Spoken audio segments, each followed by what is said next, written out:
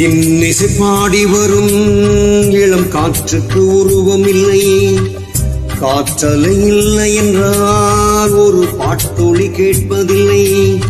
ஒரு கானம் வருகையில் உள்ளம் கொள்ளை போகுதே, ஆனால் காற்றின் முகவரி கண்கள் அறிவதில்லையே. இந்த வாழ்க்கையே ஒரு தேடல் தான், அதை தேடி தேடி தேடி மனதும் தொலைகிறதே. இன்னிசை பாடி வரும் இளம் காற்றுக்கு உருவம் இல்லை, காற்றலை இல்லை என்றால் ஒரு பாட்டொளி கேட்பதில்லை.